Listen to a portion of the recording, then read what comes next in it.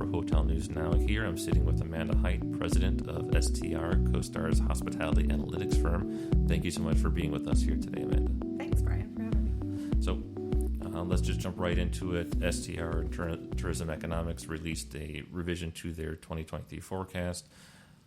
Let's talk about what some of the changes are and what's driving those changes. Yeah, we revised this year's forecast up to 5% RevPAR growth for the industry. And that really is driven by the strong rate growth that we've seen in the first part of the year. The first quarter was really strong. ADR came in higher than what we had anticipated. On the demand side, we have been pretty spot on with the forecast. When we've missed the demand forecast, demand's a little weaker than what we were forecasting. So we did bring occupancy down just slightly, but ADR's up. So ADR forecasted to be 3.5% this year, occupancy at 1.4%. And then we took supply growth down to 0.6%. So very little supply, not going to be an issue in terms of impacting performance really for this year or next year. We did revise 24 also. So part of this revision is pushing out the slowing economy to start more in the third quarter. Originally, tourism economics and Oxford had their GDP decline beginning in the second quarter. They've pushed that out. So we've taken more of the slowdown into 24 and brought RevPAR forecast down from where we had been for 24.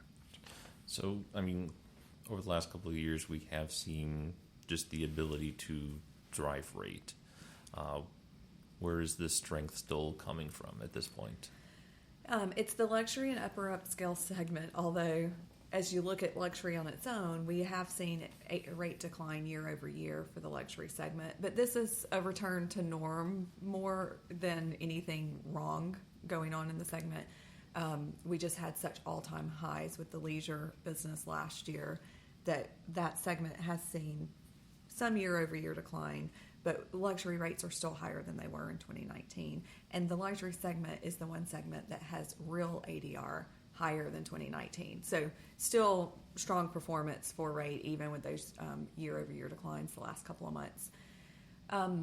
What's really driving the growth for the rest of the year, and I'll start with number one, 3.5% ADR growth. It's good when you look at slowing economy, but when you think about it in the context of inflation, it's not keeping up with the rate of inflation today if we end at 3.5%. So, it is strong. It's good to see the growth. We think it's, there's a real shift to more group business. Leisure's pulled back some. We've seen that softening for the last 2 months on the weekends of leisure travel, but group has come back very strong over the last 5 months. So we're on a 12-month basis, we're only 8% off of our 2019 levels for group demand, and that's really going to carry the calendar for the remainder of the year to help us with the demand. And then when you think about the mix of business that's going to be in the hotel, it looks different. It's more, it obviously depends hotel by market, but if you're layering in more group mix than you had last year, that's a lower rated business than what you had at leisure. So that has some dynamics that change the ADR also. And so just looking at how demand patterns have changed, you guys have seen how day of week, demand patterns and have changed and how that has affected rate. What are your expectations for that going forward? Yeah, weekday rate is still pretty well below. On a real ADR basis, we're like 7% below where we were in 2019. So that's definitely where we have the most room to grow. Rate is on weekdays, and I think we'll see that throughout the course of this year with group business and business travel. The group rate probably won't get us all the way back to where we were in 2019, but that's where we're going to see growth, and it's going to be in that upper upscale segment. So you had mentioned before, just with inflationary pressures, the luxury is the only segment that's actually above 2019 on a real rate basis. What is STR forecasting in terms of the rest of the industry catching up and actually having real rate recovery? Yeah, that will not come until for a couple of more years. And, we'll see how inflation plays out for the rest of this year.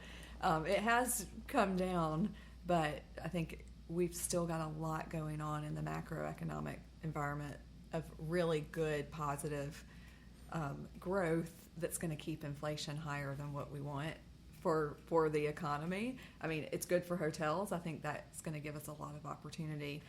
Ultimately, rate could end up higher. I mean, I think we're probably the most conservative on our forecast, and I think there's a lot of upside still left for rate for the rest of the year. And you had mentioned just again with the inflationary pressures in the forecast, there was a talk about how this is going to affect hotel profitability. So, can you, expand on that for us? Yeah, profit. So right now, year to date, profit margins are actually running higher than what we had in the same time in last year. But we're forecasting that we're going to end the year with margins slightly lower than what we saw in 22, both on a GOP and EBITDA basis. And that's really due to just the increased costs. So on the GOP side, it's the operating expenses of really driven by labor. We still aren't back to sort of full employment in hotels. We know as group business comes back, that continues to add more labor into hotels because you've got to offer more services to the groups. You've got more F&B. So the labor is really going to continue to drive cost for that will impact GOP margins. On the EBITDA margin side, it's the non-operating cost, and the big one is insurance. So I have so many owners that I've talked to over the last few months that are just, the insurance premium renewals are almost unbearable. I mean, we're talking to over 200% increases in some cases. So insurance has always been something that the industry's dealt with, but it seems to be very exacerbated over the last several months. And you look at the number of natural disasters, the rising cost of property damage that happens in those. I mean, that all plays in, and then you've got regulations that insurance companies are dealing with, and they're passing those costs on to customers. So, yeah, the insurance will be a big one. Taxes, of course, is always there, but insurance is the one we're watching the most closely and that we're hearing the most about from owners. Yeah, are you hearing more in terms of insurance costs from any particular geographic region or is it just all over? It's all over, and it's not even. I was with an owner yesterday that's select service properties, not in coastal markets, and you're talking about those triple-digit increases on premiums. So it's just how do you forecast and plan for that and bring it hits your bottom line. I mean, that is absolutely taking profit away. So a year ago, when we interviewed you last week, the big thing was leisure travel is really leading things, and you had mentioned that dynamic is changing a little bit. What are the factors that are coming into this change in dynamics of leisure and group and corporate? Well, leisure's not going away. Right. So we talk about, a little softening of leisure. It is just a little softening, and we're talking about it as a return to norm. Mm-hmm. We had such an all-time high of leisure travel in 22 and in 21 in some markets. And so this is just the return to normal. You've got leisure travelers in the U.S. are now going abroad more often this year. You're seeing a lot of that. We don't have the international travel coming in to offset them at the same levels. So, yeah, it's a little weakening, but leisure's there to stay. We see that in the data when you look at where consumers are spending money. It's on services. They're going to keep traveling. And then, yeah, we've been pleasantly surprised about the weekday occupancy levels coming back. And we knew that group was there. I mean, everyone has said their group calendar's full for 24. But to continue to see the corporate, transient demand come back during the week has been positive. It's not back to 2019 levels when you think about that corporate business traveler, but we'll get group. I mean, we're expecting by the end of this year that we'll be back to 2019 levels for the group. That's fantastic.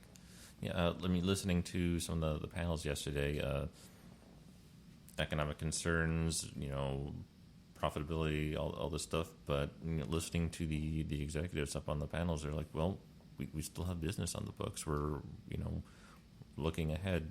People are still, booking rooms in hotels. Yeah, and the real positive sign we've seen is they're going back to the big markets. So our forward-looking data, we've got 22 of our top markets where we're collecting occupancy on the books. And you look at the next 90 days, and over half of the days in the next 90, those markets have occupancy on the books today higher than what they saw the same time last year. So it's shaping up to be a really positive summer.